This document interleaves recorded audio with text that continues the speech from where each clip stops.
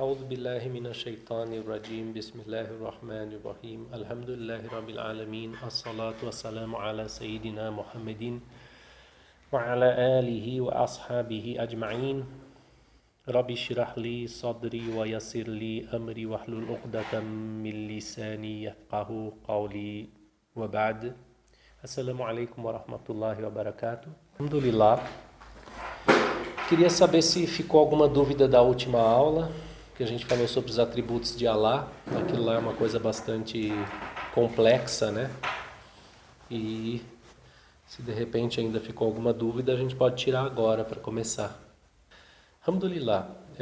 Só queria pontuar que aquela questão é muito importante, né? Assim, a gente estudar, né?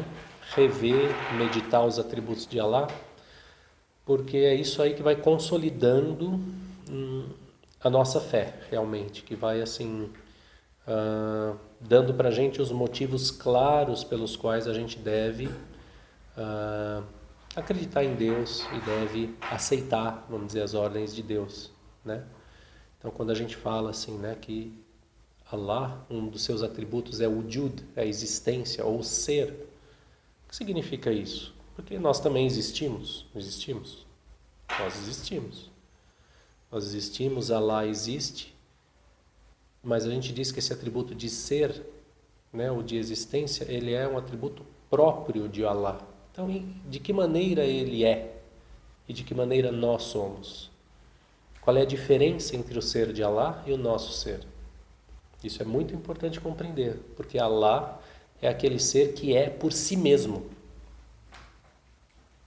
Ele não derivou o seu ser de outro. Ele é aquele ser que é por si.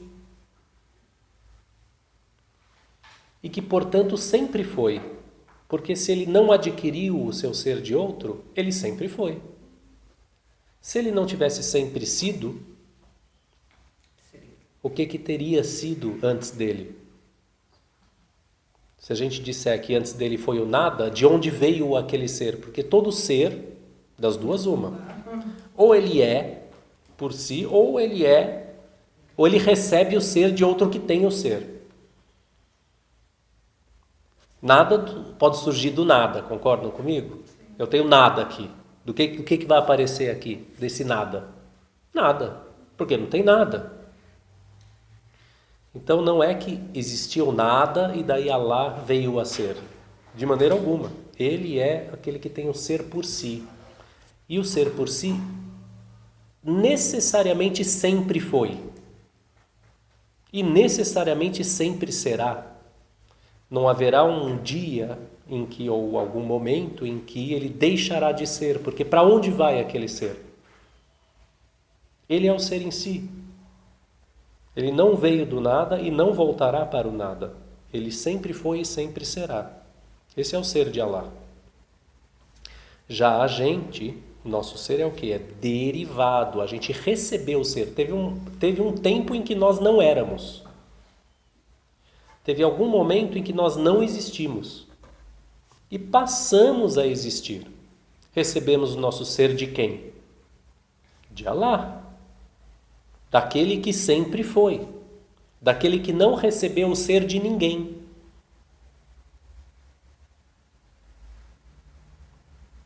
Então isso é muito importante, entender essa diferença entre o ser de Allah e o ser da criatura. A criatura tem o ser recebido, um ser derivado, um ser que nós chamamos o quê? Contingente. Contingente significa que ela pode ser ou pode não ser. Ela não é necessária, ela não existe necessariamente. Já Allah não. Ele existe necessariamente. Como é que eu sei que ele existe? Porque algo existe. Assim, a gente pode discordar sobre absolutamente tudo. Mas tem um ponto que todos nós concordamos. Algo existe. O que é isso? Se é bom, se é ruim, eu posso ter uma opinião, você pode ter outra, mas assim, não. Tem alguma coisa aqui. Se sou eu, se é fora de mim, se está dentro de mim, se está só na minha cabeça, se... Não sei, mas existe. Interessante, né? E se a gente for ficar pensando nisso... Então, se existe algo, né? Se existe algo, esse algo ou tem o ser nele mesmo, tem um ser permanente ou tem um ser derivado, um ser recebido. E seja qual for o caso, quer a gente, se alguém aqui quiser dizer, não, mas a gente o universo é eterno também, ou seja lá como for, certo? A gente vai chegar na ideia de um ser necessário. Se algo existe, existe um ser de onde esse algo recebeu o ser. Acabou. Porque do nada, nada provém. O nada não gera nada. O nada não produz nada, porque não tem nada ali. Então, se algo existe, esse algo, e a gente vai olhar, a gente vai ver que esse algo ele tem o ser contingente. Ele pode ser e pode não ser, porque a gente vê que as coisas, todas as coisas, absolutamente todas as coisas, para você olhar nesse universo, elas têm começo, meio e fim.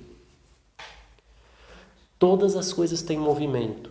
Todas as coisas não eram, passaram a ser e um dia deixarão de ser. Então tudo isso que a gente vê aponta para algo que tem o ser em si. Tudo isso, quando a gente vê que ele tem o ser recebido, que ele é um ser assim, que não era, passou a ser e depois volta a não ser, a gente tem que perguntar de onde veio esse ser dele. E a gente vai voltando e vai chegar, não, ele veio de um ser que não deixa de ser, que nunca não foi. Isso é raciocínio. Não precisou vir um profeta para nos dizer isso. Pelo raciocínio, chegamos nessa conclusão. Certo? Os profetas vieram, que a paz esteja com todos eles, vieram nos dizer como é esse ser. Quais são os atributos dele. De que maneira ele se relaciona com a sua criação e especialmente com a sua criação humana. E o que ele espera do ser humano. Né? E tudo isso então está contido nesse único princípio que a gente falou. Olha, um dos atributos de Allah é o quê? Wujud, ser. Olha só quanta coisa. Só se a gente meditar em um atributo, a gente conclui muitas coisas. E tem todos os outros atributos. Tem lá 5 atributos negativos, dos quais a criação não partilha. Né? E 7 atributos positivos, dos quais a criação participa. Numa medida muito inferior, completamente diferente da de Allah, mas participa. Allah tem visão, nós temos visão. Allah tem vida, nós temos vida. Allah tem conhecimento, nós temos conhecimento. Mas como é grande a diferença entre o nosso conhecimento e o conhecimento dele? Como é grande a diferença entre a nossa vida e a vida dele? Por quê? Porque o conhecimento dele e a vida dele são eternos. Eles não sofrem, eles são totais. Eles não sofrem alteração, nem aumento, nem diminuição. Certo?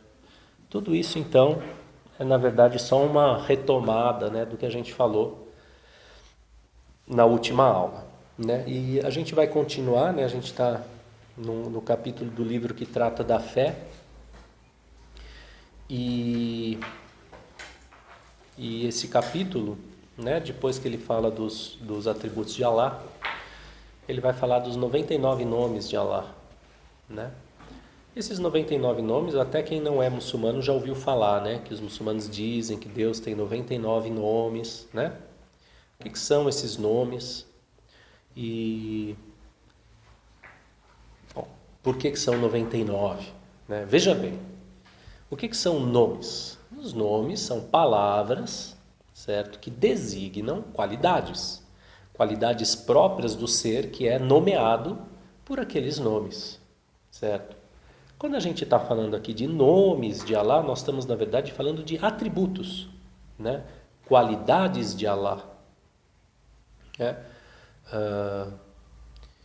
Então, Ar-Rahman, né? O infinitamente bom, o todo misericordioso, é um dos nomes de Allah. Ar-Rahim, também misericordioso. É um nome de Allah, um atributo dele. Ele tem essa qualidade, né? Ar-Rahman, Ar-Rahim, Al-Malik, Al-Quddus, né? O rei, o santo, né? Enfim. A verdade, então, é que Deus ele tem infinitos nomes. Não é só 99. Certo? Ele tem infinitos nomes porque, pela sua própria natureza, ele contém todos os atributos. E esse todos aí não tem um número determinado. Né? Porque o ser dele é o ser absoluto, o ser total. Então você pode ver ele de infinitas facetas, sob infinitos aspectos. Né? E esses aspectos são os atributos e que podem ser nomeados. Né? Cada atributo de Allah ele pode receber um nome. Né? Agora, o profeta, que a paz esteja com ele, né? num hadith, num dito dele muito famoso, ele diz que Deus tem 99 nomes. Que, se a pessoa conhecer, memorizar, meditar e recitar, certo? Ela vai ter uma recompensa. Né? Então, esses 99 foram designados especificamente pelo profeta, que a paz esteja com ele, para serem, né, conhecidos, memorizados, refletidos e recitados. Tá? Porém, eles não esgotam os nomes, o número dos nomes de Allah e não esgotam os atributos de Allah. Longe disso, nada esgota os atributos de Allah. Né? Como está no Alcorão, né? Se todas as árvores do mundo fossem penas de escrever e os mares inteiros fossem tinta, nem isso bastaria para escrever todas as palavras de Allah. Mesmo que você duplicasse, não bastaria. Porque as palavras de Allah são em número infinito, elas não têm fim. Né? Porque o ser dele é um ser infinito, um ser total, absoluto.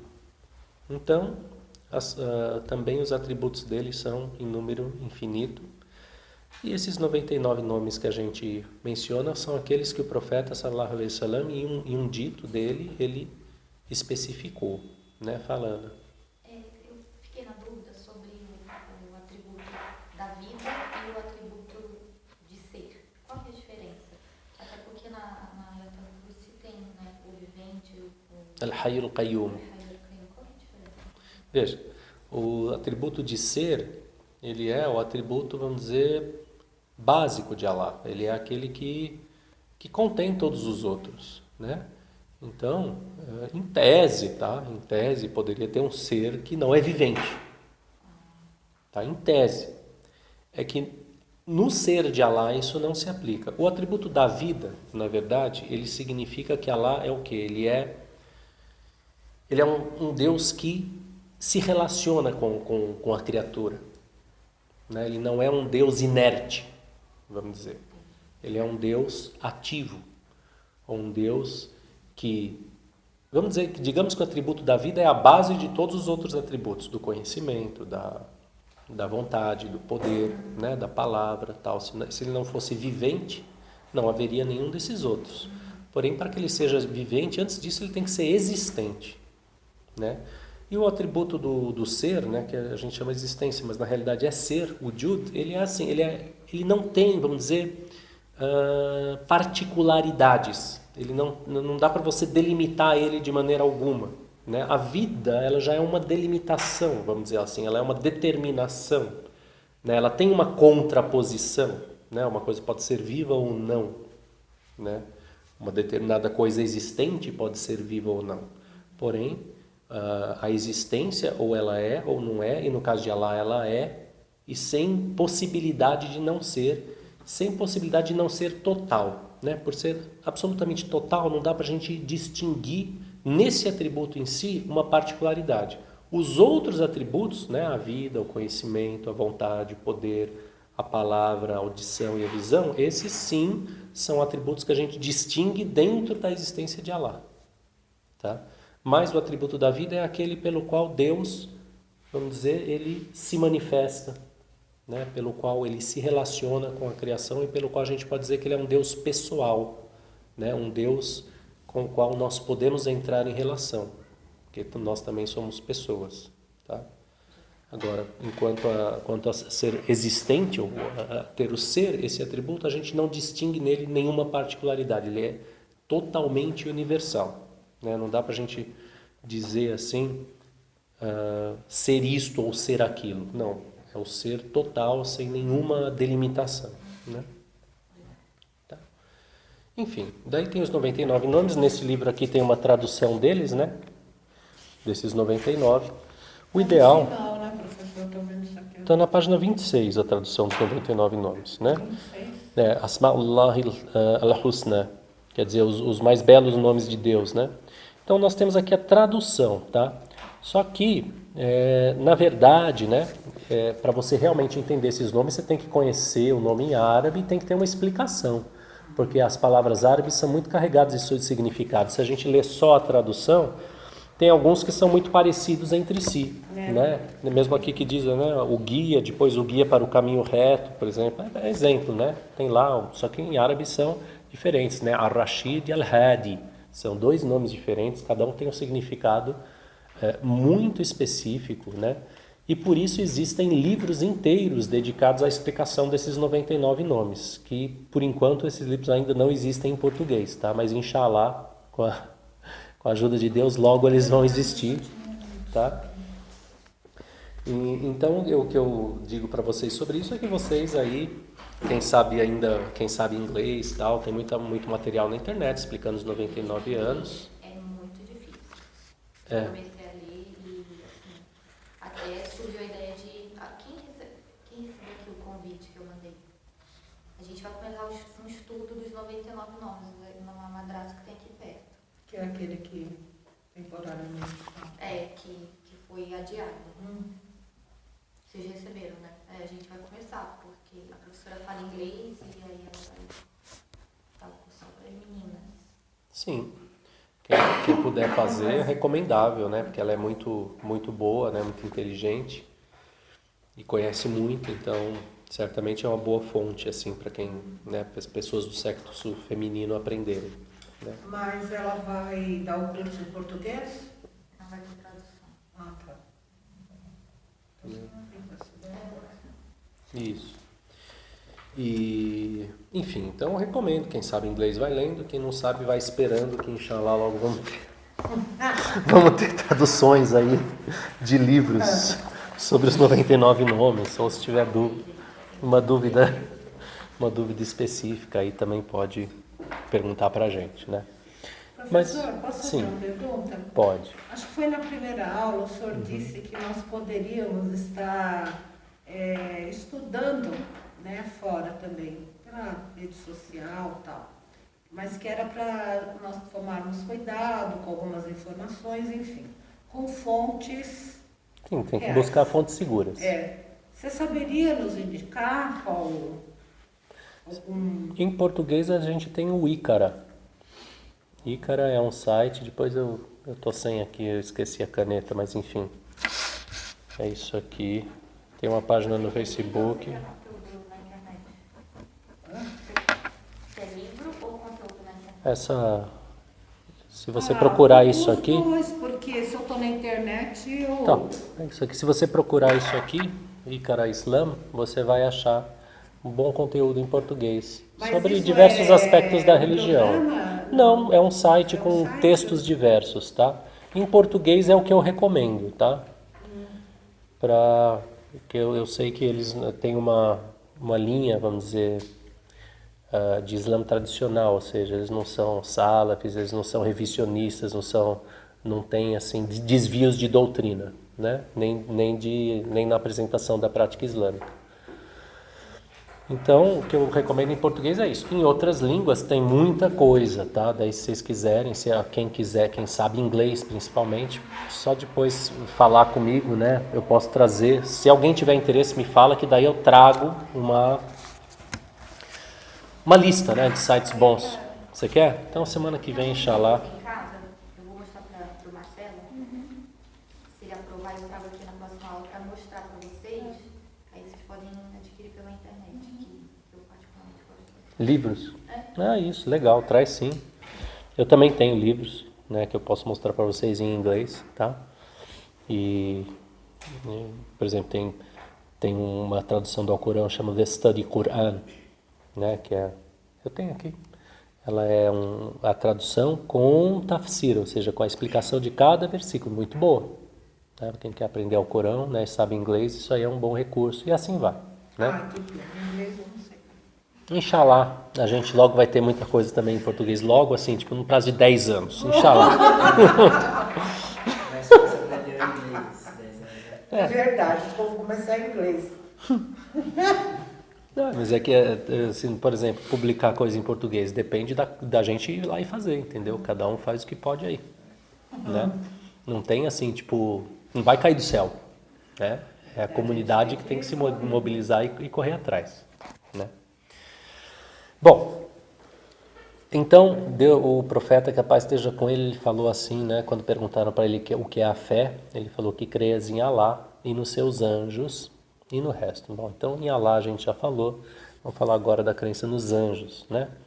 Vocês já ouviram falar de anjos, todo mundo já ouviu falar de anjos, né? Alguém poderia me dizer alguma ideia que tem sobre o que é um anjo? Para a gente poder, de repente, partir de alguma coisa concreta e a gente corrigir ou a gente, vamos dizer assim, dar o conceito islâmico de anjo? Alguém sabe o que é um anjo? O que é anjo? Para mim é um ser de luz que Sim. Deus criou e convivia com Deus no céu. Sim. E que nem o Satanás também, na minha religião, Satanás também era um anjo que foi expulso do céu. Você é cristã? Sim. Sim. Que foi expulso do céu porque começou a sentir inveja de Deus e dos outros anjos, né? Então, para mim, anjo é um ser de luz que Deus criou, um ser bom, né? Que ele também criou para estar do lado de cada ser humano, né? Cada um de nós tem um anjo que nos acompanha, que nos protege. Sim. Que esse anjo também pode se afastar de nós dependendo das nossas ações. Para mim, isso é um anjo. Sim. Tá ótimo. Quem mais? Alguém mais? Vai, fala. Tá confirmando? Tá bom. Então veja bem, ela falou algumas coisas, algumas delas são aceitas pela doutrina islâmica, outras não, tá? Então primeiro ela falou que o anjo é um ser de luz. Bom, isso aí é literalmente verdade. Nós dizemos, né, que os anjos, eles são criados de luz. O que significa isso? Nós, homens, somos criados do quê? De barro. O que é barro? É terra e água. Certo? Então a gente é feito de barro, de terra e de água. Né? É a matéria do nosso corpo, tanto que quando a gente morre é isso que a gente vira. Né? Os anjos, eles são criados, não é de nenhuma matéria terrestre, eles são criados de luz mesmo. Né? São uma criação luminosa, né? Nurania, que nem fala em árabe. E a particularidade dos anjos é que eles são criados num estado de perfeita obediência a Deus. Né? Os anjos, eles recebem as ordens de Deus e as executam. Então os anjos são, por assim dizer, um instrumento de Deus, né, para fazer prevalecer o seu decreto sobre a criação. Tá? Agora olha só como a gente tem sempre que voltar para aqueles atributos. Um dos atributos de Deus que a gente viu na última aula foi que ele tem independência absoluta. Independência absoluta significa o seguinte, ele não precisa de nada. Então, Deus criou os anjos para serem seus emissários e seus mensageiros e os executores de suas ordens na criação, mas eu pergunto, Deus precisa dos anjos?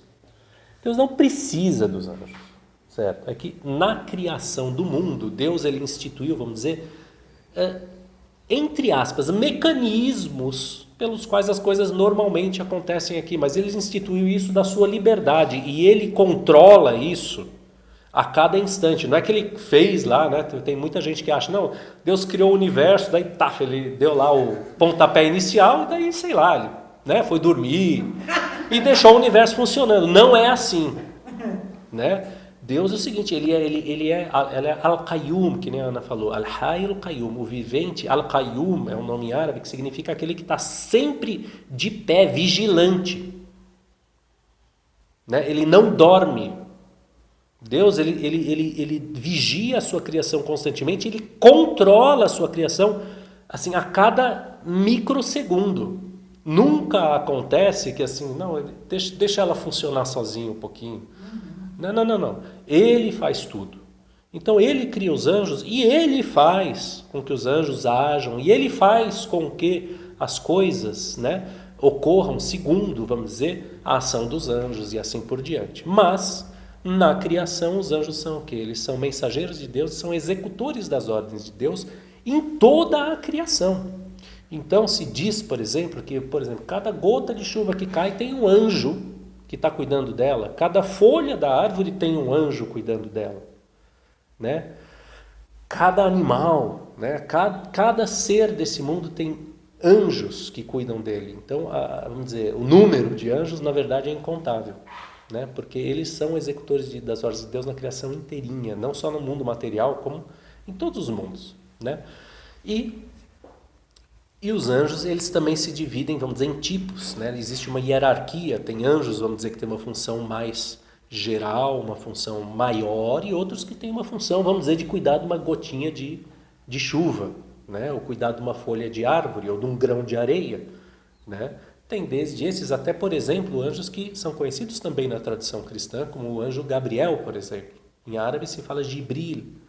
Quem é o anjo Gabriel? Ele é o anjo da revelação.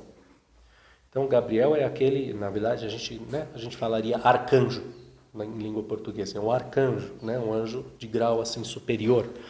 Então, ele é um arcanjo ou seja, um arcanjo pelo qual Deus se revela, pelo qual Deus fala com os homens, fala com seus profetas. Então, assim, dificilmente Deus vai mandar o anjo Gabriel para falar comigo. Ele manda o anjo Gabriel para falar com o profeta Muhammad. Ele mandou o anjo Gabriel para falar com a Virgem Maria, né? Quando ele falou que aquilo que vai ser concebido no teu ventre, né? Foi ele que soprou o Espírito de Deus no ventre de Maria para conceber o profeta Jesus.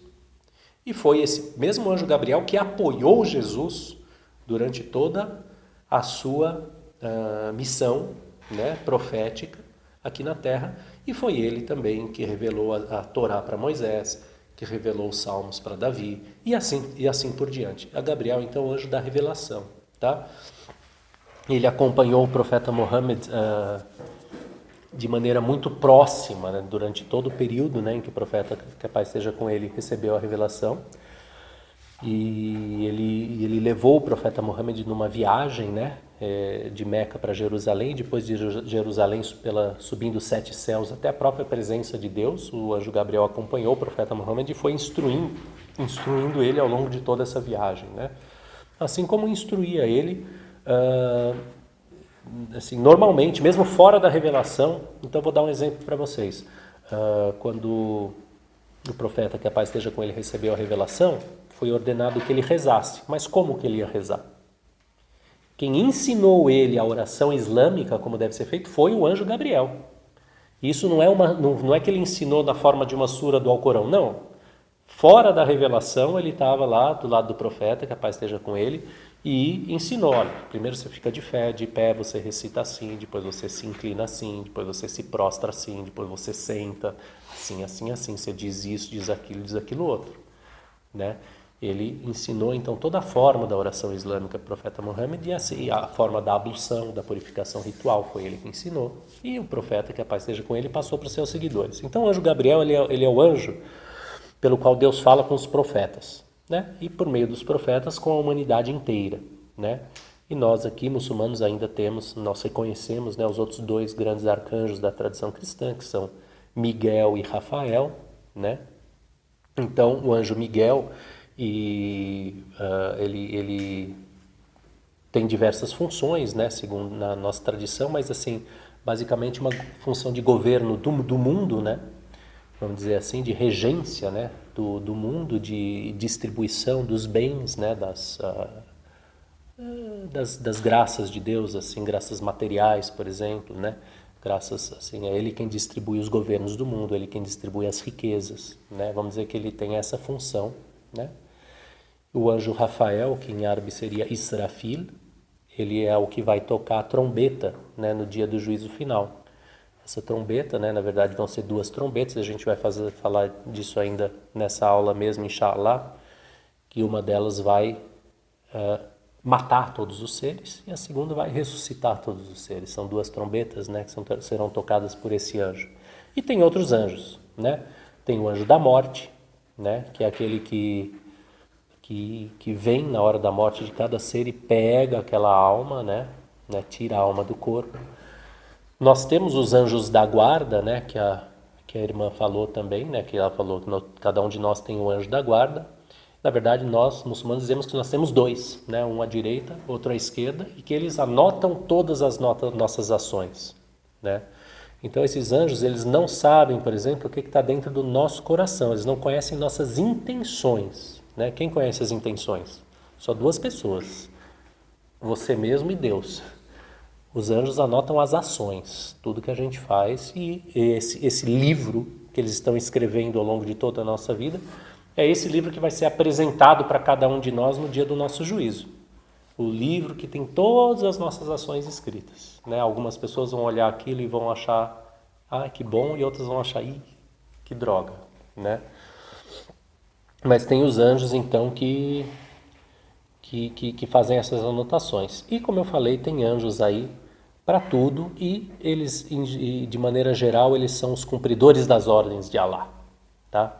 E aí é que entra, então, uma grande diferença, tá, entre a doutrina islâmica dos anjos e a doutrina cristã, pelo menos a doutrina cristã atual, né? Aqui foi também a que eu aprendi quando era cristão, segundo a qual é possível que você tenha um anjo que cai, né? Eu tenho um anjo lá, criado por Deus, como uma criatura de pureza, de perfeita retidão e perfeita obediência, ele de repente se revolta contra Deus e cai, né, e se torna um demônio. Então veja, na tradição islâmica, na nossa doutrina, isso não acontece. Isso não é possível, porque os anjos foram criados num estado de obediência, do qual eles não saem, né? Os anjos, ao contrário de nós, não têm a vontade livre, né? Nesse sentido se diz que o homem é superior aos anjos. O homem quando ele exerce a sua vontade para o bem. Se o homem exerce a sua vontade para o bem, ele é superior aos anjos, porque ele tem uma coisa que nem o mais elevado dos anjos tem, que é o seguinte: ele escolheu por isso. O anjo não escolhe, ele cumpre a vontade divina. Significa que o anjo é uma máquina, um ser sem... Não. Né? O anjo ele é um adorador perfeito. Ele tem, na sua consciência angelical, ele tem o gozo perfeito da sua união com a vontade de Deus. Né? Então ele não é uma máquina. Pelo contrário, simplesmente ele não desobedece. Deus mandou, ele faz. Né? De modo que é, nesse sentido, impossível que um anjo se rebele contra Deus ou que ele caia. Né? Nesse caso, tá? E aí já vamos entrando no próximo capítulo, o que é o diabo? Né? Então, exatamente. Quem é Satanás? Quem era ele lá? Exato. Quem é? Justíssima pergunta, certo? Então veja, para entender quem é Satanás, a gente tem que saber que entre os seres que Deus criou, né, entre os seres racionais que Deus criou, não tem só os homens e os anjos. Tem uma terceira categoria de seres que estão, vamos dizer, entre os dois. Não é bem entre, porque eles são mais parecidos conosco do que com os anjos, tá? Que são quem? Os djinns, os gênios. Os djinns. Vocês já ouviram falar de djinn? Você nunca ouviu falar de djinn. Alguém mais não ouviu falar de djinn? A não ser nos desenhos infantis, né? Não, tipo, né, o gênio da lâmpada. Mas é esse tipo de ser mesmo, tá? É tipo o gênio da lâmpada. Por isso que essa história de gênio da lâmpada é sempre o quê? No mundo árabe, tal, Aladim, né? Tem, né? Por quê? Porque faz parte da doutrina islâmica, tá? Se você for procurar a doutrina judaica, tá? Também é assim. E na doutrina cristã, eu não consigo acreditar que no começo não tenha sido assim, né? Foi só com o tempo que se perdeu esse aspecto da doutrina, tá? Porque Porque se você você não postula, vamos dizer assim, entre aspas, não é uma questão de postular, a gente sabe que os gênios existem por revelação, mas se você não postula a existência dos gênios, tem muitas coisas que ficam sem explicação, né? Então os djinns, eles são seres, do mesmo jeito que nós aqui, homens e mulheres, somos feitos de água e terra, tá? Os gênios são feitos de fogo e ar. Tá? Então, eles são seres materiais, tá? Porém de uma matéria sutil, tá? De modo que eles são o quê? Invisíveis. O nome Jinn significa oculto, né? Eles são ocultos para os homens, e Deus fala no Alcorão, né? Eles veem vocês de um lugar onde vocês não veem eles, né? Então, os Jinns, eles são seres feitos de fogo e ar, eles são terrestres também, ou seja, eles não são seres espirituais, luminosos que nem os anjos, tá? E os djinns, eles partilham conosco a qualidade do livre-arbítrio, né? Da racionalidade, ou seja, inteligência racional e livre-arbítrio. Eles têm essas mesmas duas qualidades do que nós, certo? E os djinns é o seguinte, eles existem por aí, nós não vemos eles. Tá? Mas eles nos veem e, na verdade, tem assim, inúmeros fenômenos, tá, que acontecem e que o pessoal atribui às mais diversas causas aí, e que são causados por djinns, né? Possessão, um monte de fenômenos de assombração, né? Não todos, mas um monte, né? E muitos outros, né? Tem muita coisa aí que é feito por djinn, porque tá cheio de djinn. Djinn é o seguinte, tem tanto djinn quanto gente, é igual, né? Né? Enfim, mas a qualidade, assim, e onde que entra Satanás nessa história? Bom, Satanás é um djinn, ele não é um anjo e nem um homem. Satanás é um djinn. Então, como é que foi a criação? Deus criou os anjos, né? Depois ele criou os gênios, tá? E depois ele criou o homem. Foi nessa ordem, foi escadinha, né? De maneira que, assim, muito tempo antes de ele criar o homem, os gênios já existiam, né? E quando ele criou o homem, né, os gênios já eram uma criação de Deus ali, né? E o chefe desses gênios, o maior entre eles, de todos que Deus tinha criado, ele foi aquele que se tornou depois Satanás. Por quê? Porque ele era, dizem, né? Diz a nossa tradição que ele era um grande adorador, né? Ele era assim, se dedicava à adoração de Deus, né? Tinha muito conhecimento, né? Conhecia a criação de Deus, conhecia as leis de Deus, né? E era o primeiro de todos os adoradores, tanto que a maioria dos gênios assim admiravam ele, tinham ele na conta de seu chefe, né?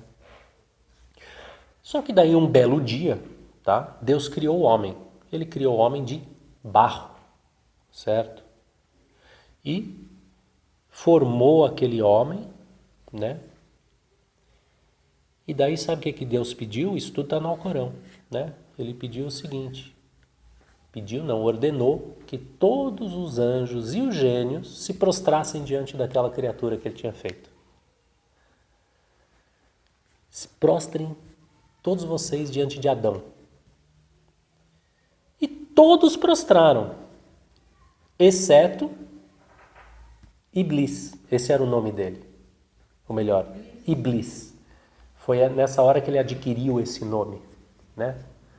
Eu não sei, né? A nossa tradição guarda, mas eu particularmente, eu já soube e já esqueci qual era o nome desse gênio antes. No momento em que ele desobedeceu essa ordem divina, ele passou a se chamar Iblis, né? Iblis desobedeceu a ordem divina. Por quê? Né? E ele ainda disse para Deus por quê. Falou, porque como é que eu vou me prostrar diante desse se você me criou de fogo e o Senhor criou de argila? Ele se revoltou. E ele ainda deu uma outra desculpa. Ele falou, e outra? Né? Nós somos monoteístas. Não podemos nos prostrar diante de outro que não o Senhor. Então, assim, ele discutiu com Deus. Ele se revoltou, ele se recusou a obedecer àquela ordem divina.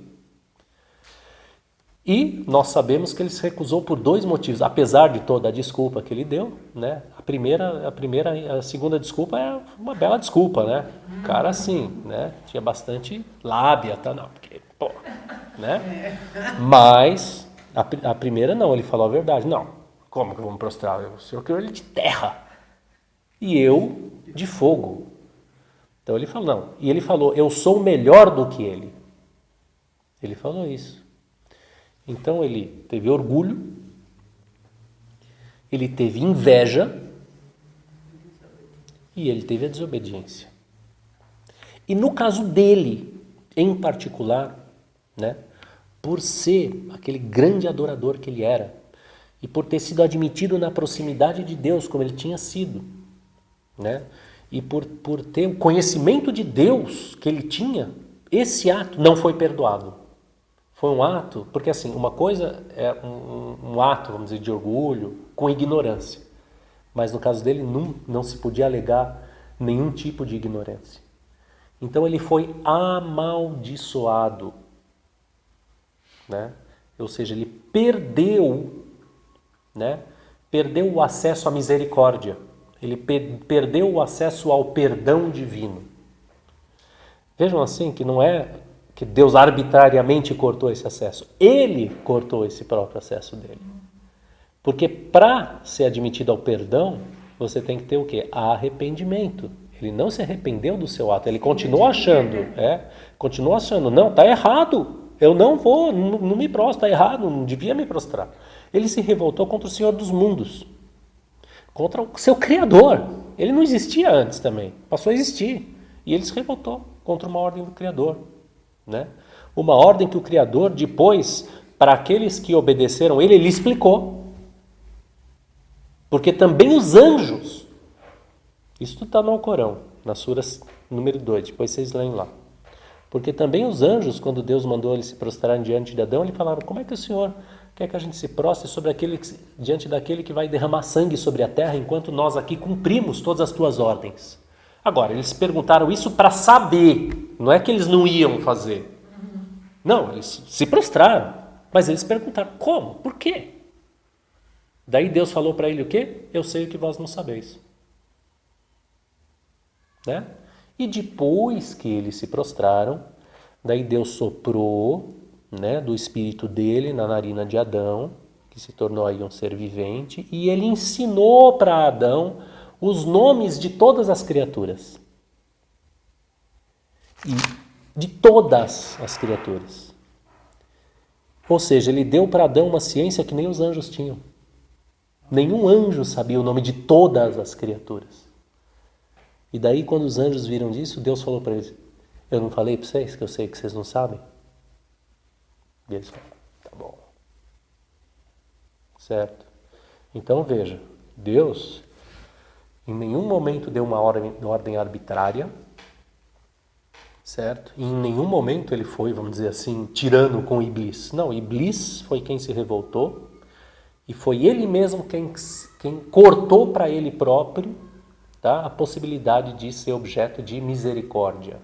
E também tá? O que mostra que ele não tinha se arrependido é que ele fala também para Deus que ele se dedicaria até o último dia a desviar as pessoas. Exatamente, porque ele não se arrependeu de fato do que ele fez. Não se arrependeu, porque assim, o que ele falou foi exatamente disso. E ele ainda, e não só, ele acusou Deus, ele falou, porque o Senhor me desencaminhou, eu também vou desencaminhar todos eles. Né? Primeiro ele pediu para Deus, então, é o seguinte, eu sei, eu mereço castigo, mas adia o meu castigo até o último dia e deixa eu desencaminhar os filhos de Adão aqui. E Deus falou, tudo bem, então o castigo está adiado. E ele falou, porque o Senhor me desencaminhou, também vou desencaminhar todos eles, levar todos eles para o inferno junto comigo. Certo? E Deus falou, você vai desencaminhar aqueles que vão se desencaminhar. E aqueles que são os meus amigos, esses aí você não tem poder sobre eles. Certo? Então vejam bem que a doutrina islâmica sobre o Shaitan significa Satanás, né? Porque foi o nome que ele recebeu depois, né? Que ele se revoltou e tal. A doutrina islâmica sobre o Shaitan explica como é possível, né, um ser, ou seja, o Shaitã é um ser que poderia se revoltar, porque os anjos realmente, pela sua natureza, não podem, né? Pela sua natureza de obediência perfeita, de serem uma criação luminosa, porque qual é a característica da luz? A luz, pode reparar, a luz é o seguinte, ela é imaculada. Não tem absolutamente nada que possa mudar a natureza da luz. Bom, pode não haver luz, pode estar apagada. Mas uma vez que há luz, eu não consigo mudar ela. Né? Luz é sempre luz. Né? Não é que nem essa mesa que tem uma mancha aqui. Eu não consigo fazer uma mancha na luz. De nenhum tipo. Então quando fala, não, os anjos são feitos de luz, é porque a natureza deles é desse tipo. Ela é uma natureza impassível de desvio, impassível de mácula, né? Já a dos gênios não é, porque os gênios têm livre arbítrio como nós, né? E Satanás, ele era o chefe dos gênios. Os gênios, eles são em regra mais poderosos do que os homens, né? Então tem gênios, tipo o gênio da lâmpada, tipo isso existe, certo? Então, assim, eles podem fazer coisas muito grandes e Satanás, ele era o maior de todos, ele pode fazer muita coisa, né? E um outro detalhe é que quando Satanás caiu, ele não caiu sozinho, tá? Tinha todos os gênios lá, dos quais ele era o chefe. Então, uma boa parte seguiu ele na revolta e na desobediência, e uma outra parte não. Uma outra parte permaneceu, obedeceu, né? E continuou adorando Deus. E dessas duas estirpes de gênios, elas continuam até hoje. A primeira estirpe, né, que é a dos desobedientes, porque gênio também casa e tem filho, tá? Então tem alguns que estavam vivos desde aquela época, que é o caso do próprio Satanás, tá? Tá vivo desde aquela época. A vida dele é bem comprida, tá? E tem outros que já morreram, mas deixaram já descendentes que seguiram eles nesse caminho de desobediência. Esses aí são os que nós chamamos o quê? Demônios. Então, demônio, para nós muçulmanos, não é anjo caído, não é anjo com asinha de morcego. Não é isso. Certo? Não, é sério. Né? Não é isso. Não tem asinha de morcego. Ele é um gênio. Certo? E são aqueles que caíram junto com Satanás desde aquela época, ou os descendentes deles, né? Mas também existem os jins, os gênios, que são crentes em Deus, tá? E que também tem alguns que estão vivos há muito tempo, né? E tem os descendentes deles, e esses jins, eles seguem as religiões, né? Então você tem lá jins que seguem ou seguiram a lei de Moisés, você tem jins que seguiram a lei de Jesus, e tem jins que seguem a lei de Mohammed. Que a paz esteja com todos eles. Então tem uma sura do Alcorão, chama Suratul Jin, que é o capítulo dos gênios, a sura 72, que conta lá a história, né? Que Deus manda o profeta falar. Diz, né, que me foi revelado que um grupo dos gênios ouviram, né, o Alcorão e disseram, isso aqui é verdade. E o que aconteceu aí foi que eram gênios, que depois o profeta mesmo disse, que a paz esteja com ele, que eram gênios que seguiam a lei de Moisés. Tá? Quando eles ouviram o profeta, que a paz esteja com ele, recitando o Alcorão, eles se converteram para o islamismo. Tá? E assim tem. Né? Tem gênios crentes aí das diversas religiões, e esses gênios aí, eles protegem os crentes das religiões, assim como tem os gênios descrentes de qualquer religião, e que eles vão procurar o quê? Prejudicar a vida do homem, né? Induzir ele à descrença, né? Com o detalhe seguinte, Satanás não é um ser onipotente, ele não é tipo inimigo de Deus, porque ninguém é inimigo de Deus, porque ninguém pode com Deus.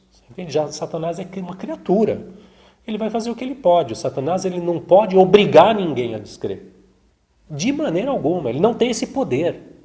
Tudo o que ele e os outros demônios podem fazer é induzir, sussurrar, sugerir ao homem a descrença, né? Eles não podem realmente obrigar ninguém a seguir o caminho errado. Fala. Quando você fala sobre os gênios e as religiões, por exemplo, tem alguma relação com doutrinas espíritas, por exemplo? Então, veja, a doutrina espírita, ela é problemática. Porque, primeiro que eles não vão falar de gênios, né? Eles chamam tudo de espírito e diz que aquele é espírito de um cara que morreu. E não é isso, né? Gênios não são pessoas que morreram. Gênios é outro tipo de criação, né? A gente é pessoa e a gente tem uma alma e depois que a gente morrer, o que vai acontecer com essa alma é uma coisa que nós vamos falar. Mas certamente ela não vai ficar vagando por aí, né? E nem vai, muito menos vai reencarnar. Então, tem a ver com o espiritismo o seguinte, tem muitos fenômenos que os espíritas mencionam e que são, na verdade, causados por gênios. E que eles dizem, não, isso aí é espírito do morto, é não sei o quê, mas não é, né? Aquilo é uma confusão de doutrina, que eles não têm a doutrina correta, tá, para explicar os fenômenos. Eles reconhecem que os fenômenos, né? Tem muitos fenômenos que eles falam que acontecem mesmo, né? Porém, a explicação, em regra, a explicação que eles dão não é correta do nosso ponto de vista. A gente vai dizer que não. Tem muita coisa lá que é causada por gênio, né? E outras coisas são causadas por outros, tem outras causas ainda, né? Mas sim, os gênios explicam muitos fenômenos espíritas. Você queria fazer uma pergunta? Desculpa. Você explicou depois, porque eu queria saber se os jeans morriam ou não. Eles estão desde da época Morrem. da criação. Os anjos não, né? Os anjos não. São desde a época da criação. Sim, eles foram as primeiras criaturas, eles também não são eternos, vamos dizer, como Deus, né? Porque eles são criaturas, né? Porém, eles vão permanecer, né? Eles têm um outro tipo de vida que não é que nem a dos homens e dos gênios. Os homens e os gênios se reproduzem, quer dizer, eles morrem e têm que ser substituídos por outros. Os anjos não são assim, eles não se reproduzem. A duração da vida deles é a duração do universo que é eterno, que Deus criou. Tá. Né? Outra pergunta. Pode falar. O espiritismo, então, Prisma é errado. Veja, o espiritismo é uma religião? Eu estou perguntando para você. Para mim não é. Mas eles dizem que são, vamos dizer, no mínimo uma explicação das religiões e tal. Né? Mas nós, muçulmanos, cremos no quê? Né? Sem querer ofender ninguém, tá? Mas a nossa crença é que Mohammed, que a paz esteja com ele, foi o quê? O último dos profetas. Depois dele não veio um profeta novo e nem virá. Agora, se veio alguém depois e falou, olha, a gente tem aqui uma revelação nova, porque é isso.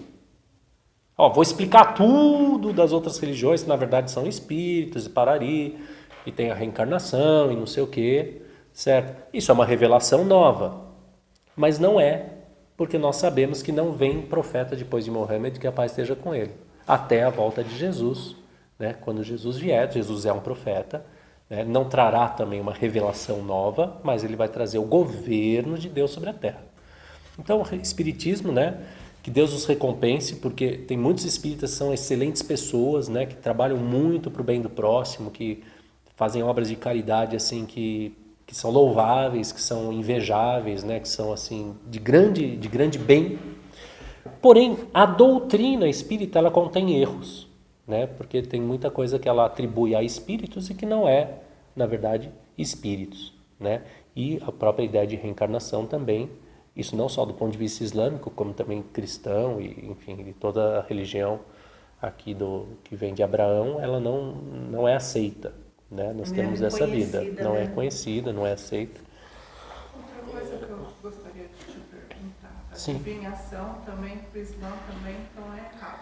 Veja, previsão de futuro é proibida, né? Você usar meios assim, quer dizer, se eu sentar aqui agora, né? Eu, sei lá, quero investir na bolsa de valores. Se eu tentar aqui, né? Eu deixo estudar, tal, vou ver como é que está funcionando isso aqui, ver quais são as tendências, tal. Isso aí, obviamente, a gente pode fazer. Mas se eu for na cartomante para perguntar, olha, se eu investir na ação tal, vou ganhar ou vou perder, isso é proibido. É proibido e daí você fica lá um bom tempo sem o Deus ouvir tuas orações. Né? Então, não pode. Enfim, a gente estava aqui falando, né, espiritismo, reencarnação, né? Ela fez uma pergunta importante lá sobre crianças que nascem com habilidades, né? Como é que se explica isso se não é reencarnação? Né? Daí a gente estava falando que esse tipo de habilidade, né, ou às vezes até de memória, né, pode ser transmitido. pode ser transmitido ou de maneira consciente de uma pessoa para outra, ou de maneira inconsciente mesmo de uma pessoa para outra, mesmo fora da família, em razão de afinidades que existem entre as pessoas, né? Conhecimentos, memórias, tudo que é terrestre, embora sutil, né? Não é material, não é uma coisa que a gente pode pegar, mas é uma coisa terrestre, ela pode ser transmitida, né? Enfim, essa é a parte de jeans, é um capítulo grande, importante da religião, né? Tem também muitas orações, né? Que o profeta sallallahu alaihi wasallam deixou para que a gente se proteja contra os jeans, né? E depois, inshallah, a gente pode, quando a gente vai falando aí de duá, né? De orações, a gente pode falar sobre algumas dessas orações, ensinar algumas, né? Coisas que a gente pode fazer para se proteger contra ataques de jeans malignos, né? Se a pessoa, né, faz ablução e reza 5 vezes por dia, isso aí já protege ela da maior parte desses ataques, né? Casos de bruxaria, né, isso aí já é um capítulo à parte, aí você precisa, em geral, de uma pessoa, né, que consiga mesmo resolver aquilo lá para você, que é o que ele está falando, que se chama exorcismo, né? No Islã se chama ruqya. Isso aí existe e sim, né, é possível, existem pessoas que fazem isso, né, que têm uma qualificação especial, conhecimento e autorização para fazer isso aí, tá? Então falamos aí de Deus, dos anjos, né, e dos jins, né, e vamos falar do próximo ponto de crença, que é os livros. Deus, né, mandou a gente acreditar nos livros dele. O que é isso? O que são esses livros? Né? Porque o anjo perguntou, o que é a fé? Que crê em Deus, em seus anjos, em seus livros. O que são os livros? Veja, os livros são as revelações de Deus. Tá? Desde o profeta Adão até o profeta Muhammad, que a paz esteja com todos eles, Deus se revelou para 124 mil profetas. Tá? E essa palavra livros, tá? Num sentido muito geral, significa todas essas revelações, comunicações de Deus para a humanidade. Num sentido um pouco mais específico, tá? Se refere àquelas comunicações que trouxeram uma nova lei, né? Então, por exemplo, você tinha lá a lei de Moisés, né? Depois veio Jesus, né? Depois veio Muhammad, que a paz esteja com todos eles, né? Então, são revelações que trouxeram leis novas, né? Aboliram as leis antigas e trouxeram as novas, né? E num sentido ainda mais restrito, essa palavra livros se refere a livros mesmo que Deus revelou, né? Então, no livro aqui do Dr. Assad, ele menciona 4, né? Que são a Torá, que é o livro que Deus revelou para Moisés, o Zabur, que são os Salmos, que foi o que ele revelou para Davi, para o profeta Davi, né? O Injil, ou Evangelho, que é o que ele revelou para Jesus, e o Alcorão, que é o que ele revelou para Muhammad, que a paz esteja com ele e com todos os profetas, né? Então esses 4 são, vamos dizer, os livros principais. Mas no próprio Alcorão, Deus fala também das Suhuf Ibrahim, que são as folhas, né, de Sayyidina Ibrahim, de Abraão, quer dizer, também tem folhas que foram reveladas para ele, né? Então tem vários outros livros aí que foram revelados, inclusive para outros profetas, e que a Torá é de Moisés. A Torá é um dos 4 principais, né, que Deus fala, né? Ela é desses 4 é o primeiro: Torá, os Salmos, o Evangelho e o Alcorão, né? E tem outros também. Mas de maneira geral, certo? Esses livros são então as revelações de Deus, nas quais a gente acredita, e de maneira bastante específica são esses livros aí que Deus revelou, né? Então, por exemplo, a Torá, né? Ele revelou a Torá para Moisés, e a Torá existe até hoje, né? Então, por que nós muçulmanos não seguimos a Torá? Se ela foi revelada por Deus, ela foi revelada por Deus? Foi, certo? Foi revelada por Deus, o profeta Moisés, porém nós acreditamos que no decorrer do tempo introduziram-se alterações naquele texto, né? De modo que ao lado de material que foi revelado diretamente por Deus, existe hoje alguma coisa lá que não é de origem divina, né? Ou pode ter tido também alguma coisa que é de origem divina e que foi subtraída, né, Ou coisas foram subtraídas, ou outras acrescentadas, outras foram alteradas, de modo que, assim, embora a substância geral seja de origem divina, nos detalhes nem sempre são. Essa é a nossa crença, né? E é por isso que não seguimos, né, essas revelações anteriores, mesmo porque também elas foram sendo, né, modificadas. A revelação de Moisés, quando Jesus veio para modificá-la, né? E os judeus não aceitaram aquilo que ele trouxe, de modo que quem teve que seguir ele no fim foram, em sua maioria, gentios, né, pessoas que não eram de religião judaica e tal. O Alcorão, de maneira muito específica, tá? A gente crê que não sofreu alteração alguma, porque no próprio Alcorão Deus, né, que Deus diz que ele fez descer o dhikr, quer dizer, a recordação, e aí nesse caso esses termos se referem ao Alcorão, e ele diz que ele protege essa revelação dele. Então o Alcorão ele está protegido contra o tahrif, contra a alteração, contra a adulteração, né? E de fato o Alcorão que a gente tem aí, né, pesquisas mesmo históricas indicam que é exatamente o Alcorão revelado para o profeta Muhammad, que a paz seja com ele. Tá? Quanto a isso, a gente não vai entrar aqui em detalhes, porque mais para frente a gente vai falar, vamos dedicar uma aula a falar sobre o Alcorão. Daí a gente vai falar sobre a preservação do Alcorão, exatamente como ela ocorreu, tá? Porque no começo o Alcorão não era escrito, né? Ele era só memorizado, né? Ou vamos dizer assim, ou mesmo que fosse escrito, as folhas todas não eram empilhadas, vamos dizer, na forma de um livro, né? Eram escritos esparsos, e foi somente depois da morte do profeta, sallallahu alaihi wasallam, que tudo isso foi compilado na forma de um livro. Isso, porém, não significa que introduziram-se alterações aí, tá? Pelo contrário, todos os indícios históricos apontam para uma perfeita continuidade entre o que havia antes, né, e aquilo que veio depois, e desde aquela época até hoje, né? Mas isso aí, inshallah, a gente vai falar quando falar de Alcorão, tá? Porque vamos passar para o próximo ponto. Quanto aos livros, quanto a crer nos livros, já deu para entender?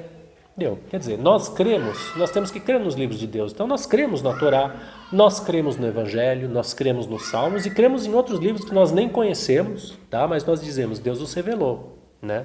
Agora, quanto a segui-los, aí já precisaria fazer um trabalho muito, muito difícil, até mesmo para saber, não, peraí, o que aqui realmente ainda resta da revelação que Deus deu e o que realmente sofreu a adulteração, né? Então nós cremos nesses livros, cremos nas revelações, porém seguimos a revelação do último profeta, que a paz esteja com ele, né? Mesmo porque ela veio, vamos dizer, completar, ela veio substituir todas as revelações anteriores, como a gente já falou antes, né? Com todas aquelas exceções que a gente pontuou. Mas enfim. Professor, eu tentei, acho que umas 2 páginas só, doutora. Eu achei muito difícil o entendimento. A Torá? Mas a Torá é o Antigo Testamento, são os 5 primeiros livros do Antigo Testamento. Você foi cristã? Fui. Você não lia? Não praticante, não. Ah, tá. Nasci no cristianismo, né? Mas sim. Não, veja, assim como nós, muçulmanos, para a gente entender o Alcorão, a gente tem que consultar o que os sábios estudados e autorizados escreveram e disseram sobre o Alcorão, também o cristão a mesma coisa, né? Para ele entender direitinho aquilo lá que Deus revelou, né? Ele tem que buscar quem realmente estudou, né? Estudou as interpretações dos antigos, né? Os cristãos em particular, eles têm que estudar desde a interpretação judaica, né? Tem que estudar como os judeus interpretam aquilo, depois como os primeiros santos e patriarcas e doutores do cristianismo interpretavam aquilo, né? E como que essa tradição foi sendo transmitida. Então, se a pessoa quer estudar a Torá, né, tem que ir lá também buscar aquelas fontes de interpretação e depois buscar as interpretações islâmicas, né, sendo ela muçulmana, tem que buscar depois interpretações islâmicas sobre aquelas mesmas coisas, né? Agora eu vou falar dos mensageiros, eu vou falar de uma coisa aí que é uma diferença grande, né, entre o que a gente vê na Torá e a interpretação islâmica. Mas enfim, o outro ponto de fé, né, é crer em Deus, seus anjos, seus livros, seus mensageiros. Esse aqui é importantíssimo, porque vocês vão lembrar da shahada, né? Ashhadu an la ilaha illallah, ashhadu anna Muhammadan Rasulullah. né? Eu tenho que crer em duas coisas. Que só tem Deus, né? Não há divindade exceto Allah, e que Muhammad é mensageiro de Deus. Então a segunda parte da Shahada é a crença na mensagem, no mensageiro, né? Então nós cremos nos mensageiros de Deus, nós cremos que desde Adão até Muhammad, Deus mandou vários mensageiros, tá? Para comunicar à humanidade o conhecimento que ele queria que ela tivesse, né? Conhecimento sobre ele, conhecimento sobre nós mesmos, conhecimento sobre o mundo e o conhecimento do que ele quer que a gente faça, conhecimento das suas leis, do que é permitido, do que é proibido, do que é obrigatório, do que tanto faz, né? Do melhor jeito de viver. Tudo isso ele nos comunicou por meio dos seus mensageiros, tá? Então essa parte aí, a doutrina dos mensageiros é muito importante, tá? Por quê?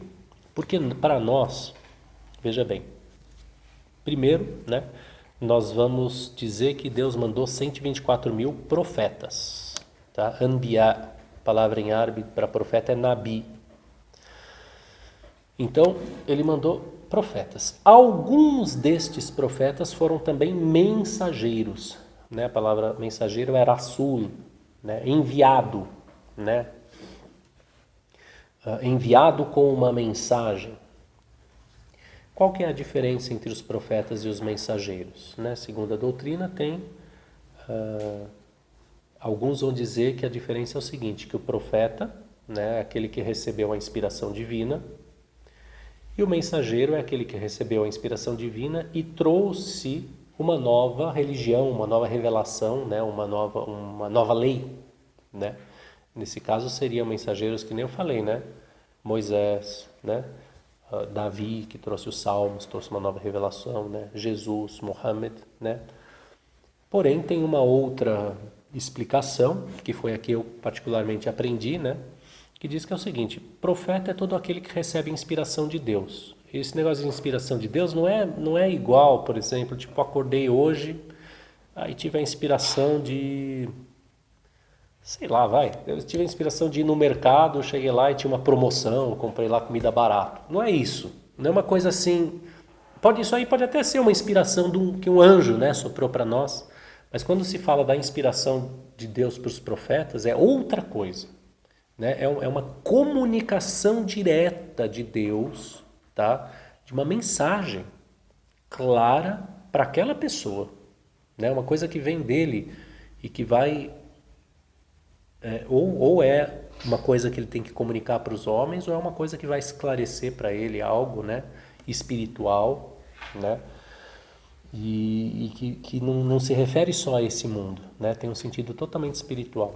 Então, o profeta é aquele que recebe essa inspiração, e o mensageiro é aquele que recebe a inspiração e recebe junto com ela a ordem de comunicar essa inspiração aos homens. Então, o mensageiro é aquele que vem com uma mensagem para a humanidade, uma mensagem para as outras pessoas. Ao passo que pode ter um profeta que receba uma mensagem só para ele. Pode acontecer, né?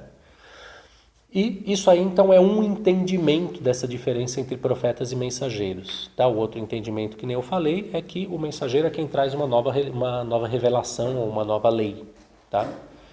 Então, isso aí explica, por exemplo, né? No Antigo Testamento dos cristãos, você tem lá, dos cristãos e judeus, você tem Moisés, que é quem trouxe a lei, e depois você teve vários profetas que não traziam uma lei nova, mas o que eles faziam? Eles recordavam o povo daquela lei.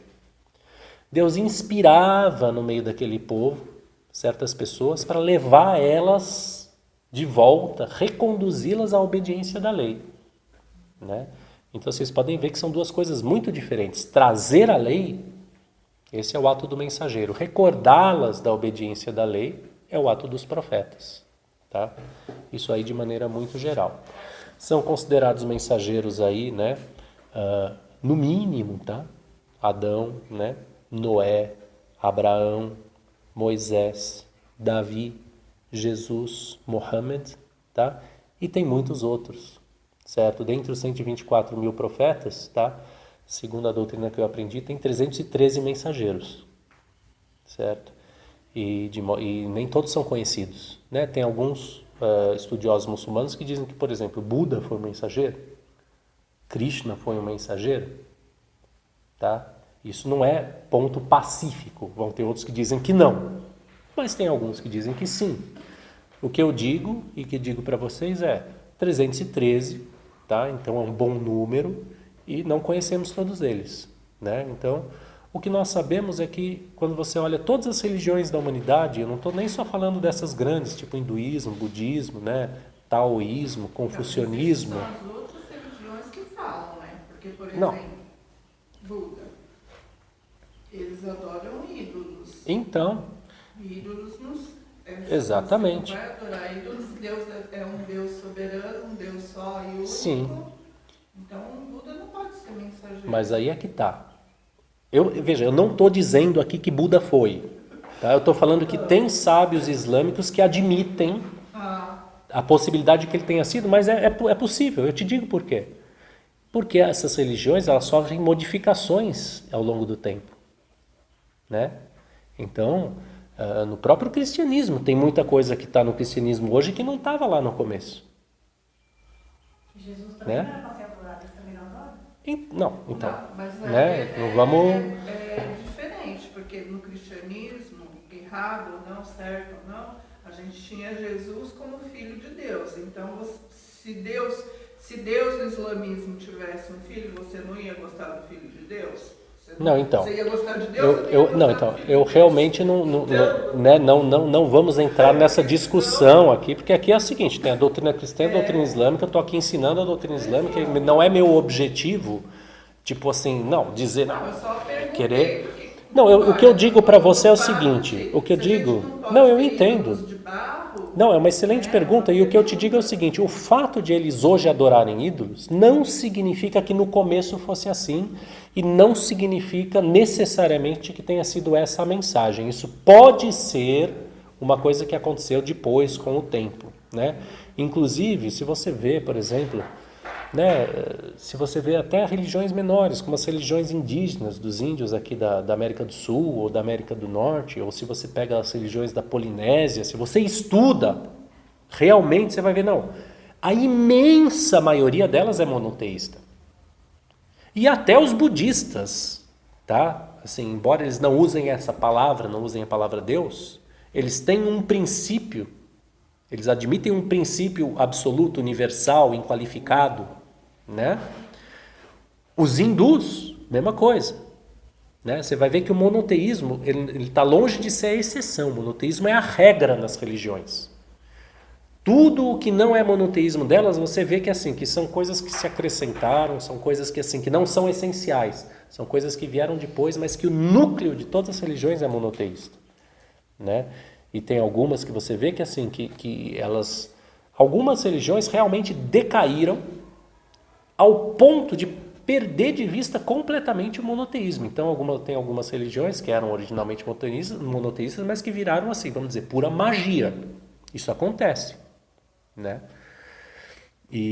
Mas o que eu estou querendo dizer é que 124 mil profetas, 313 mensageiros, a gente deve supor, tá, que entre as religiões que existem aí, na origem, pelo menos na origem, né, elas são revelações de Deus. E que se a gente olhar atentamente, como muita gente faz, se a gente estudar realmente, a gente vai ver, não, peraí, estou vendo aí o núcleo daquela religião, que não tem, é verdade isso que está dizendo aí, né?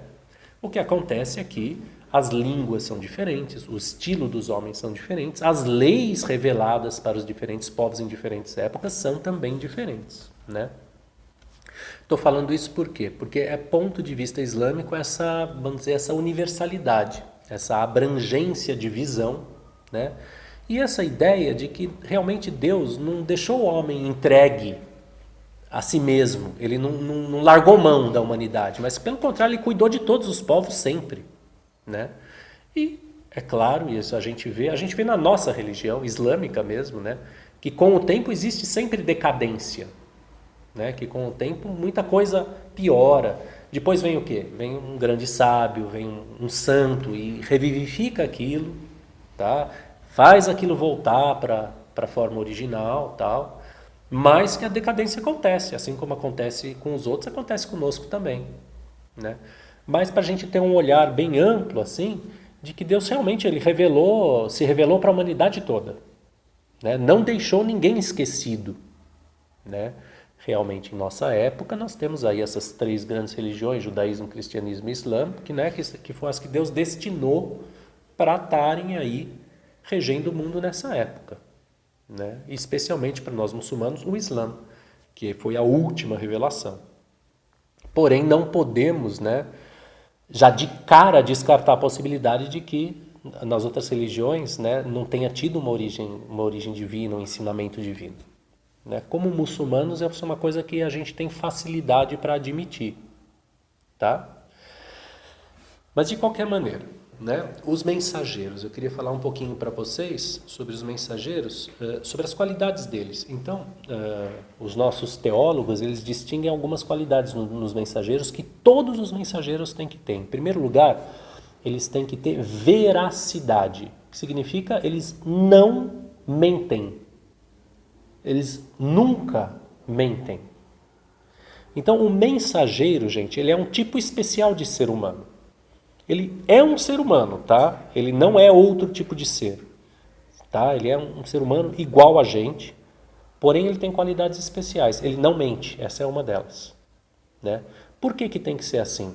Porque ele tem que ser uma pessoa em quem todos possam confiar de maneira irrestrita.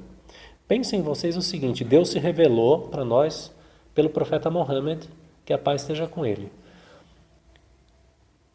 Que credibilidade teria o profeta se desde antes de receber a revelação ele não fosse uma pessoa que absolutamente não mentisse e que não fosse uma pessoa conhecida por isso?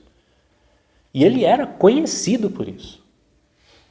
Se ele fosse uma pessoa que tivesse mentido um pouquinho aqui, um pouquinho ali, falou uma coisa que não era bem verdade e tal, quando ele chegasse falando, sou mensageiro de Deus, estou trazendo uma mensagem, o pessoal ia falar, mano, eu não acredito em você.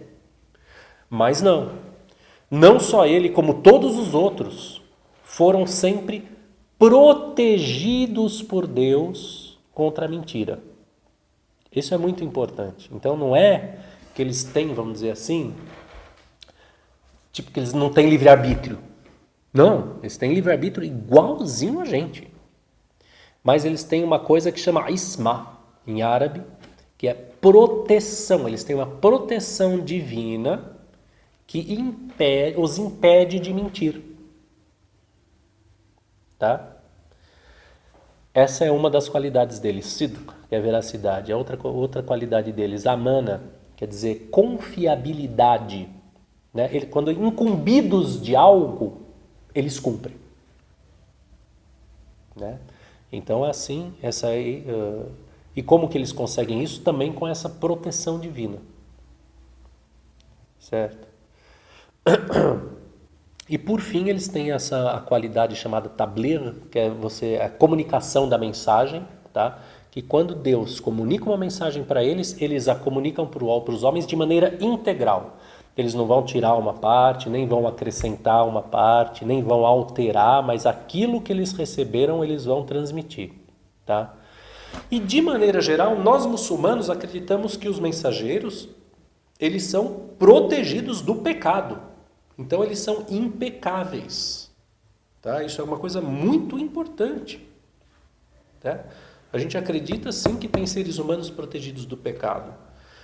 Agora, nós não vamos dizer que isso é por uma qualidade intrínseca deles, vamos dizer assim, uma coisa que eles têm e a gente não tem. Né? Ou o inverso, uma coisa que a gente tem que nos leva a pecar e que eles não têm. Né? Não, a gente vai dizer que isso aí é fruto do quê? De uma proteção especial que Deus dá para eles. Tá? É por proteção de Deus que eles chegam nessa impecabilidade. Tá? Então vejam bem que os mensageiros na nossa doutrina são seres muito especiais. Né? São seres perfeitamente verazes, confiáveis, são seres que se desincumbem, né, perfeitamente de suas obrigações, né, para com Deus e para com os homens, e são seres impecáveis. Às vezes não pecavam mesmo, nada. Nada. Então, assim, quando Moisés se irritou, porque todo mundo ficava fazendo as cobranças com ele, bateu na pedra para poder dar água, ele não pecou? Então, esse é exatamente o ponto que eu falei, que eu ia falar, de diferença entre a nossa doutrina e aquilo que está no Antigo Testamento, principalmente. Porque o Antigo Testamento, infelizmente, ele diz que Moisés pecou. Ele diz que Salomão era idólatra. Diz que Davi pecou. E nós, como muçulmanos, assim, a gente repudia de maneira absoluta todas essas afirmações. Porque isso vai contra a nossa doutrina de como devem ser os mensageiros. Porque se um mensageiro é uma pessoa assim, não, o cara peca, o cara adultera, se ele comete idolatria, como a gente pode confiar nessa gente? Não acontece. Né? Deus, veja, Deus, ele tem a criação inteira ao seu dispor. Ele pode escolher quem ele quiser, de todos os seus servos, humanos ou não, para comunicar uma mensagem. Então ele escolhe alguns homens, tá, que desde o começo ele protege do pecado exatamente para dar essa característica de alta confiabilidade. Então a gente vai dizer, por exemplo, que Moisés, o pessoal diz também que ele matou o egípcio, né? E que isso aí teria sido um pecado, né? Porque ele matou. Mas quando ele matou o egípcio, ele ainda não era fervoroso na fé dele, né? Então, veja. Então já não contava. Não, mas aí é que Estava tá. afastado. Sim, mas a gente não diz isso. A gente diz que desde que mesmo antes de receber a revelação, porque ele matou o egípcio, foi antes, né? Desde antes de receber a revelação, ele é protegido de todo tipo de pecado. Ou pelo menos, né, segundo os nossos sábios, pelo menos dos pecados graves, ou muito graves, né? Então, assim, não. O que vai ser dito nesse negócio do Moisés é que, assim, que ele empurrou o egípcio. Ele não teve jamais a intenção de matar, certo? Mas ele era uma pessoa muito forte, porque Moisés era mesmo, isso aí tem relato. Né? E até no Antigo Testamento diz, né, que ele chegou lá com 120 anos, todos os dentes e tal, não sei o que, era uma pessoa muito forte. E que quando ele empurrou, o cara caiu e morreu porque Deus quis, né? Porque Deus, na sua sabedoria, queria que Moisés saísse de lá. Esse foi o meio, vamos dizer, que Deus operou para que Moisés saísse do Egito e passasse 40 anos lá na terra de Madiã, né? Onde ele conviveu com outro profeta, que foi o pai seu sogro, né? Pai das suas esposas, com quem ele aprendeu muita coisa. E onde ele, por fim, veio a receber a revelação, né? Essa história de Moisés está na Sura Taká. Essa história de Moisés está na Sura Taká. Eu, se não me engano, Moisés é o profeta mais mencionado no Alcorão, né? Então tem história dele em tudo que é surata. Mas na Sura Taha, a 21, Sura 20, tem essa história bastante detalhadinha. Né? Suratul Kahf conta a história dele com Al-Khidr, é outra parte da história que eu me lembre, quando ele saiu em busca da sabedoria e tarará. Mas, enfim, né? Então Davi, por exemplo, jamais admitiríamos que ele pecou, né? Que ele cometeu adultério, sabe, uma coisa desse tipo, né? Ou que muito menos assim Salomão cometeu idolatria. Né? Salomão, embora eu não sei se ele é considerado um mensageiro, mas no mínimo ele era um profeta, né? E um dos maiores, né? E jamais um profeta não pode idolatrar, porque ele recebe a revelação direta do Deus único, ele não se desvia, não tem como, né? Então esse é um dos grandes pontos em que nós muçulmanos dizemos, não, isso aqui é alguma adulteração que se introduziu nesse texto sagrado. Né, quando atribuem em si pecados aos profetas. Porque na nossa doutrina o profeta é um ser impecável. E ele o é desde antes de receber a profecia. Então, assim, para vocês, a Bíblia ela é toda adulterada? Toda não. Falei bem para você isso aí. Mas tem pontos em que é. Pontos.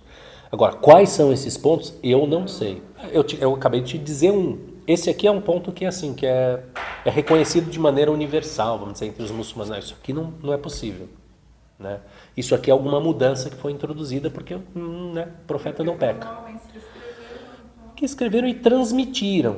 Né? O texto bíblico, em particular, do Antigo Testamento, principalmente da Torá, quer dizer, dos 5 primeiros livros, ele sofreu muita... enfim, tem uma longa história de transmissão, ele já foi escrito de diversas maneiras diferentes, né?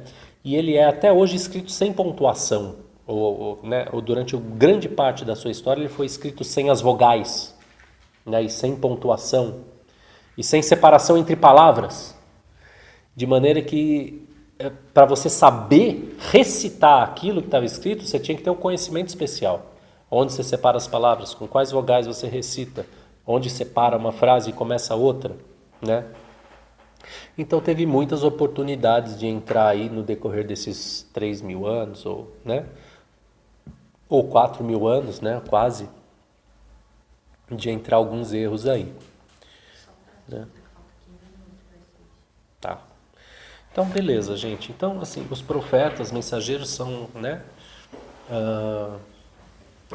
São protegidos por Deus de pecado. Isso aí mostra bastante pra gente, assim, quando falam, por exemplo, às vezes os cristãos falam, poxa, mas vocês dizem que Jesus é só um profeta. A gente fala, não, peraí, não existe só um profeta. Ser um profeta é uma coisa muito grande. É uma coisa muito grandiosa, é um ser puro desde o nascimento. Né? No caso de Jesus, o profeta Mohammed, que a paz esteja com ele, diz que nem ele fala assim, todo filho de Adão, né, quando nasce, ele é tocado por Satanás, e por isso que ele grita, mas com Jesus e sua mãe isso nunca aconteceu. Então tem ditos sobre Jesus, né, inclusive, né, que mostram quão grande ele era. Né, uma pessoa que foi criada sem pai, certo? Falou no berço, tá? Ele era um nenenzinho de colo, de berço, falou, explicou, inocentou a mãe dele, né? E falou quem ele era, que estava lá, criancinha, brincava, fazia um passarinho lá de argila, soprava, o passarinho saía voando, certo? E todos os outros milagres, ressuscitou mortos, trouxe mensagem, né? Então, assim, a gente fala, não é só um profeta. Não, não é só um profeta. Isso aí é assim, isso aí é a nata da criação divina, certo? Esse aí, o profeta Mohammed, esses aí são superiores aos anjos, superiores aos arcanjos, né? Não necessitamos atribuir-lhe divindade, como muçulmanos, para lhe dar um valor imenso, tanto a ele quanto à mãe dele, né? Que foi realmente considerada digna de conceber ali um filho sem pai. Imagina o que é isso, naquela época ainda. Voltar para a família dela grávida. A que tipo de acusações ela não se expôs? E qual não foi a confiança dela em tudo isso? Certo? A fé, né? A fé dela. O que o Corão diz da Virgem Maria? Quando ela era criança, os sacerdotes lá, os sábios, eles brigaram entre si, discutiram para ver quem é que ia cuidar dela, porque sabiam que aquela menina estava destinada para coisa grande, e que daí puseram ela lá no mihrab, na parte mais santa do templo, e que lá o profeta Zacarias, que era o guardião dela, o tutor, ele ia lá, quando ele chegava lá tinha comida, e era comida assim, no verão tinha frutos de inverno, no inverno tinha frutos de verão. O que ele perguntou? De onde te vem isso? Ela falou, é do meu Senhor. Então era uma pessoa sustentada por Deus, desde a sua infância. Se alguém disser que isso é só, então tá bom, é só. Né? Que o filho dela é só um mensageiro, tá bom. Mas para nós não é só. Né? Para nós esses aí são realmente a nata da humanidade. Né? Eles são nossos modelos em tudo. Né, modelos espirituais, modelos de comportamento, né, enfim. Então esses são os mensageiros em que a gente tem que crer. A gente crê ainda, né, no dia do juízo e no decreto divino. O dia do juízo significa, né, aquele dia no final dos tempos mesmo, né, em que vai se tocar a trombeta, todos os seres serão extintos, né, tudo vai morrer, tá? E com o segundo toque de trombeta, tudo vai ressuscitar. Todos os seres humanos, e não só os seres humanos, a criação inteira será ressuscitada para Deus. E daí Deus, ele vai fazer o juízo, né, de cada ser humano, né, e a gente diz essa ressurreição é do corpo, ou seja, o corpo das pessoas será ressuscitado, tá? e daí elas vão ser julgadas por Deus, encaminhadas para um de dois destinos, que são o paraíso ou o inferno, né? Paraíso ou fogo. E aí elas permanecerão, né, eternamente, né, ou os salvos no paraíso, os condenados no fogo, com o detalhe de que é possível, isso acontecerá, que muitos entrem no fogo e depois sejam resgatados de lá pela intercessão do profeta Muhammad, sallallahu alaihi wasallam, dos outros profetas e mensageiros, que a paz esteja com todos eles, dos santos, dos seus familiares, das suas obras. Quer dizer, mesmo depois, né, do juízo, né, quando muitos tiverem entrado no inferno, vão ter ainda muitas oportunidades, né, para que aquelas mesmas pessoas sejam resgatadas, sejam tiradas do inferno e vão para o paraíso depois, né? Fala. Fiquei curiosa agora, que nunca ouvi essa palavra santo, desde que eu me reverti. Uhum. Como esses santos? Veja, Quem são esses essa santos? palavra que eu estou falando, santo, eu estou traduzindo uma palavra lá árabe que é wali. Wali significa amigo, né? E essa palavra está no Alcorão, né? Auliai, os meus amigos, Deus fala, aqueles que são meus amigos, né? Esses amigos de Deus, quem são eles? São pessoas que seguiram a religião, né? E conformaram o seu interior e o seu exterior, né? A religião a tal ponto que Deus mesmo, a certa altura, ele também estendeu sobre elas uma proteção parecida, não igual, a que ele manda sobre os profetas. De maneira que elas já não estão mais sob a autoridade do Shaitan, ou seja, elas são capazes de rechaçar qualquer sugestão shaitânica assim, com facilidade, e elas são também protegidas de cometer pecado no sentido de atos com uma intenção incorreta ou desviada. Elas podem, evidentemente, ao contrário dos profetas e mensageiros não cometem nem sequer erros, em geral. Mas o santo ele pode cometer um erro, né? Um erro de interpretação, um erro de cálculo, né? Um erro de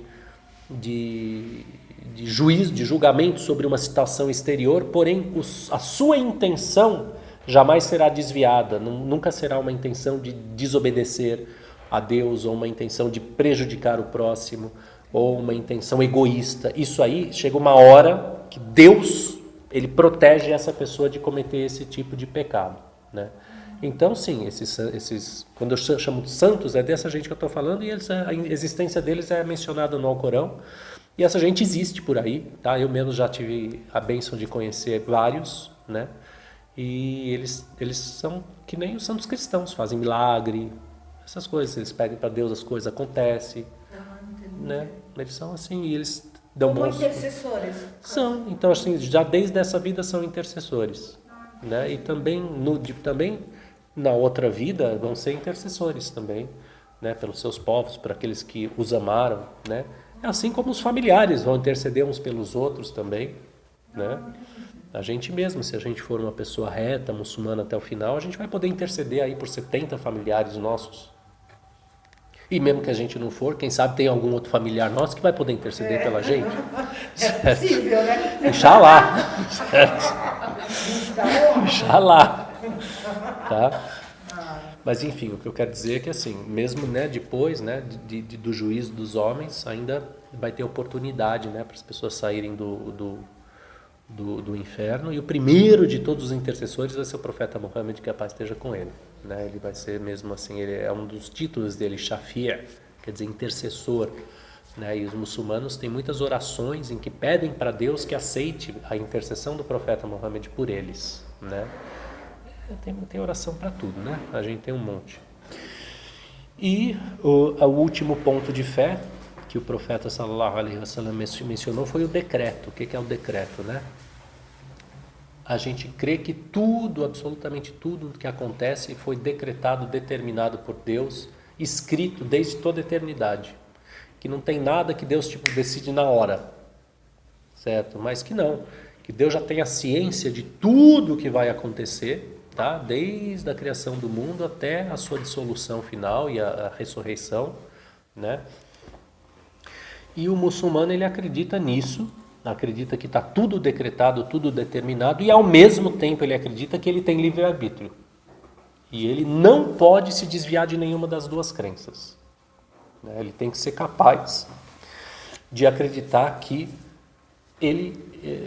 embora os atos dele estejam predeterminados, ele é uma pessoa dotada de livre-arbítrio. Deus fala no Alcorão, Deus cria a vós e ao que fazeis. Cria a vós e a vossos atos. Mas a gente acredita que sim, ele cria nossos atos. Ele é o autor direto dos nossos atos, de modo que eles já estão escritos, determinados. Mas aqui, na nossa consciência, nós somos livres.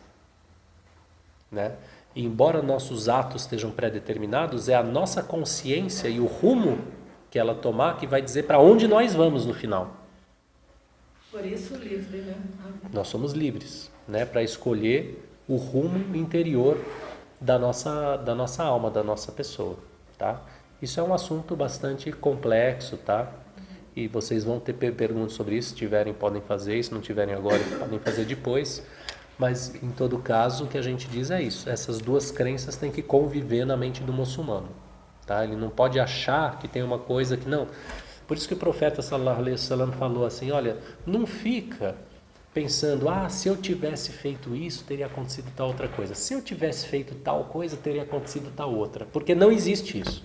O que vai acontecer e acabou. Aconteceu porque Deus quis, não foi porque você fez X ou você fez Y. Se você pecou, tá? Se arrependa e faz a intenção de nunca mais vou fazer isso aí, um pecado. Porém não fica se remoendo, porque se eu tivesse, o profeta sallallahu alaihi wasallam falou que essa palavra, se eu tivesse, isso aí é a porta de entrada do Satanás. E se tivesse sido assim e não assado? Se a gente estivesse duvidando daquilo. Isso, e assumindo para nós um poder que a gente não tem, que é de determinar as coisas. Veja, a gente tem o dever de fazer o que é certo sempre. Certo? O decreto divino, a predestinação, que seja, a predeterminação das coisas, não exime nenhum de nós de fazer o que é certo. Se você, em algum momento, pensar, não, está tudo determinado mesmo, que se dane, aí pronto, você está assinando mesmo assim, a tua passagem para o inferno, acabou. Mas aí é você que está fazendo isso, não é Deus, não é culpa dele, certo? Porque ao mesmo tempo a gente crê, não, está tudo decretado, vai acontecer o que Deus determinar, porém a gente dá o nosso melhor, a gente pensa sempre antes de agir, pega o curso que parece o melhor para nós, escolhe o bem em vez do mal, tá? Isso aí é o que vai dar para a gente aquela visão. Se a gente fizer isso direitinho, no fim a gente vai entender isso aí, essa questão. Inshallah. E professor, e nunca sim, por quê, né? Sim, para quê, né? Sim, é isso mesmo. Tipo, ficar questionando Deus. Exatamente, porque eu vejo muitas pessoas, mesmo dentro do Islã, por que isso comigo? Irmã, por favor, esquece o porquê. Mas mesmo eu, desde da minha adolescência, eu nunca questionei, sabe? Alhamdulillah. Alhamdulillah. Sempre para quê? Para o meu crescimento espiritual, E aí eu falo para essas irmãs, por favor, não é porquê, sim, para quê? Sim, é isso mesmo. A gente vai ter a resposta, porque nem sempre é de momento. Isso é um aprendizado para nós. Sim. E essa vida aqui é uma provação, tá? Isso aí está dito no Alcorão também, essa vida é uma provação, né? Por quê? Porque, tá bom, você quer saber por quê? Porque Deus realmente ele criou essa vida aqui para provar os seus servos, né? Para provar, para que eles mostrassem, tá? Quem eles são, né? E a nossa intenção é que a gente mostre ser pessoas boas, a gente mostre ser pessoas que seguem, né? que acreditam em Deus e fazem o bem para o próximo, independentemente das coisas que acontecem e que nunca são, não, porque Deus não gosta de você, Ele está fazendo isso acontecer com você, nunca é isso, né? Com cada pessoa, ele não encarrega uma pessoa de um fardo maior do que ela possa suportar, nunca, né? E se a gente vê uma pessoa padecendo sob um fardo pesado, qual é o nosso dever? Ajudar. Ajudar. Aliás, isso é mais uma explicação. Por que Deus manda problemas? Para as pessoas se ajudarem umas às outras. Porque a verdade é que o ser humano ele é um ser, ele só atinge sua plenitude quando ele vive com os outros, no sentido de se completarem uns aos outros. O ser humano não é Deus, ele não é total, ele é parcial, ele é pequeno. E é nessa ajuda mútua que a gente encontra, na verdade, a felicidade. Então, um dos motivos pelos quais Deus manda problemas para as pessoas, e Ele manda para todo mundo, né? Não é para um só e para o outro Ele não manda, não, para todo mundo Ele manda, de diferentes tipos, é as pessoas poderem se ajudar, elas terem compaixão, se ajudarem mutuamente. E ver a fé também, né? Isso. Allahumma salli ala Sayyidina Muhammadin wa ala alihi wa sahbihi wa sallim.